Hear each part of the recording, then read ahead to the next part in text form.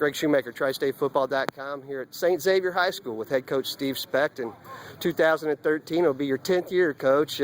Pretty amazing. None of us are getting any younger, I can tell you that much. Well, let's take a look at this 2013 squad. We'll talk about offense first. Skill-wise, you've got a ton of players coming back. Senior quarterback that started last year. Tell us about what you got and what you like on that side of the football. Well, I think it all starts with the quarterback. Nick Tensing's as good a quarterback as we've had. We're excited about him coming back. He's a 6'5", 210-pound athlete. He can throw it, he can run it if we need him to. I wouldn't qualify him as a dual threat guy. He's not a runner, but he can run when he needs to. So we're excited about Nick, and that's where it all starts. If you get the trigger man coming back, you can build around it, but we've got some skill coming back as well. C.J. Hilliard, who already committed to Iowa, is a 4-year varsity player. He's a 2-year starter. This will be a 2nd-year start, and he played behind Connor Hundley for a couple years. But we're expecting big things out of C.J. Ryan Fry, one of our top receivers. Ryan's a 3-year starter. He's returning out of wide receiver position for us. Ben Glines, who split time with C.J. last year in the backfield. Ben's back as a running back. Ronnie Fricky, who played in the slot for us as a sophomore some last year. Ronnie's returning. So we've got skill, a lot of skill coming back. Where our concern right now is we have to replace 4 or 5 on the offensive line. Our best offensive lineman, Rick Kurz, our left tackle, returns. So we have a great nucleus to build around, and we have a lot of young, talented offensive linemen, but they got to cut their teeth. They've got to learn and they've got to grow. So if those guys can step up, I feel pretty good about what we're going to do this year. We also have a couple of young tight ends that we haven't played with a tight end in a couple of years. And Kevin Kramer, who will be a senior, has really developed. He's worked hard in the offseason. Henry Fishesher, he'll be a junior, is really developed. So offensively, we've got some holes to fill, but we've got some kids that have really competed hard and have developed over the offseason. So we're excited about that. But we do have skill coming back, which is it's uncharted territory for us because we usually don't have that much skill coming back. Well, one of the things we look at with your teams is you have so many players in this system. When you got a thing like your tight ends where you're talking about guys who really haven't been on the field at the varsity level, how do you know? I mean, what is it that tells you, okay, this kid's a starter? Or I mean, how do you know when you have kids that have no experience like that this is the right guy to put out on the field? You don't. I think good coaching is simply getting kids to play above themselves. That's what good coaching is. You're a good coach when you have good players. And when you don't have good players and people think you're bad, you just want kids to play above their level, above their talent level, and that's motivation. We look at kids and we try to fit the puzzle. And some years we're not going to, past a couple years we haven't had a tight end, so we've run more spread. This year we think we have some tight ends, might have a couple fullbacks. You just try to adapt to what talent you have. And we've been able to do that. Our staff's done a great job. They've really prepared these guys. Carlo Alvarez does a great job in the weight room. So he's done his job. We looked the part. Now we have to get on the field and show we can do it, because I haven't seen too many. Everybody talks about, oh, you guys look great on paper. Yeah, but no games are won on paper.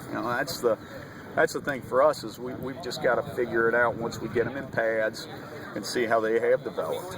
Well, let's go to the other side of the ball, because last year you had a bunch of kids that played as sophomores, 4 starters on your defensive side. And really, one of the things that you've been noted for since you've been here is your defense. Last year, 3 of your 4, we talked earlier, 3 of your 4 top tacklers were defensive backs. That usually means that things up front aren't holding up as well as they should. So Tell us a little bit about what you have coming back and why that excites you. Yeah, we struggled a little bit last year, but I think some of that reason was because our guys were so young trying to learn the system. We improved as the year went on, but when you're starting 4 sophomores, it's going to take its toll on you. But we're excited about it. We pretty much return our front intact. Nick Caravellano returns as a left end. He has a number of Division I offers. Simeon Lane, who was a sophomore last year, is a returning nose guard. Alec Leyendacker is returning as another defensive end. Cole Jones is back as a linebacker, one of the sophomores. Justin Hilliard's back as a linebacker, was a sophomore. We're returning both our corners, and Benny Glines and Ryan Fry. We just need to replace some guys, those 3 safeties that made all the tackles last year, because we weren't getting it done up front. We have to replace those 3 guys. So we're excited about what we have returning. We're excited about the competition that we have. These kids have been battling.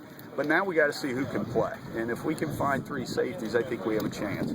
Schedule this year, you take off St. Ed's and you take off Trinity out of Louisville. But talk about your schedule. What do you like about it? Well, I like it's a challenge every week. When you open with Ben Davis out of Indianapolis, who's predominantly one of the best teams in the Indianapolis area, that's a great opener. And then you follow them up week 2 with Coleraine, and everybody knows the Coleraine, the St. X Coleraine rivalry. It's a great rivalry. In week 3, we'll have Brentwood Academy from Nashville coming in here, predominantly one of the best teams in Tennessee. And then we'll go week 4, try to remember how our schedule's shaking out. I think we play Indianapolis Cathedral, or those, Indianapolis Cathedral won a state title again last year. And then we'll go the gauntlet, the GCL of Moeller Elder LaSalle, and that's always brutal. And then we shake it up a little bit, and we'll go Warren Central this year out of Indianapolis, another predominantly great team out of Indy. And then we'll run into Cleveland St. Ignatius and finish here with Louisville St. Xavier. So there's no gimmies, there's no breaks. But I think that's exciting for kids. I think exciting for fans and communities. You look at your schedule, your last 3 games of the year are on the road. When you play such an intense schedule and you get to that part, how do you worry about keeping your kids not so much, well, I guess so much focus, but from saying, this is it, I'm tired at this point, when you really got to push at that level of the year? Well, I think it's approaching it the same way every week. I don't think with our schedule, I think you learn and the kids learn how to prepare on a daily basis. If all of a sudden you just, we're at home, the game's, you can't prepare it differently.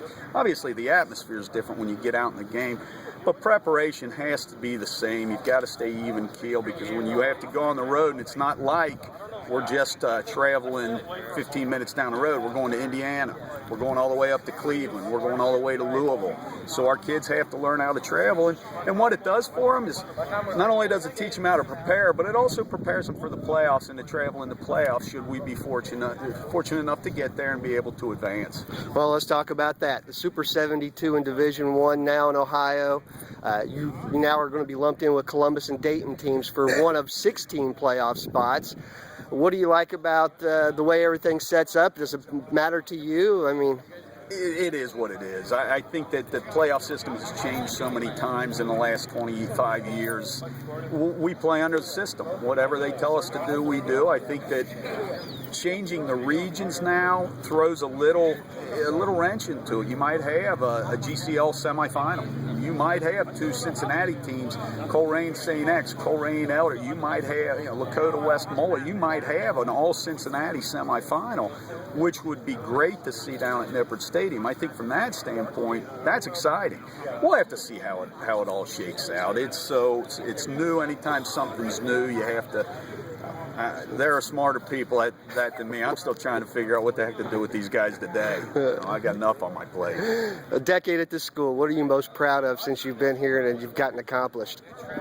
I think I'm most proud of the kids that we've developed. I'm most proud of the kids that come back, that want to say. John Howard, who played on our 07 state team, was a backup safety. He's with the Patriots now, and he's in their scout. He's scouting for them. And John and I sat and talked forever yesterday just about where he is in life and where he's going. And as a coach, I think any coach you talk to is going to talk about how important that is and how much we get out. That's our bonus check. And we're not making a lot of money doing what we do, but when these kids come back and they have a story to tell and it's positive and they're contributing to society, that's what I'm most proud of. And I think also the fact that I haven't screwed it up. Tom Balaban, Steve Rasso built a tremendous program at St. Xavier High School, and I haven't screwed that legacy up. I'm proud of the fact that we've continued. I'm proud of the coaching staff, the support staff, the managers, the community. I'm just proud to be a part of what we've created, what we've continued to develop here. There you go, Steve Specht, the head coach of the St. Xavier Bombers.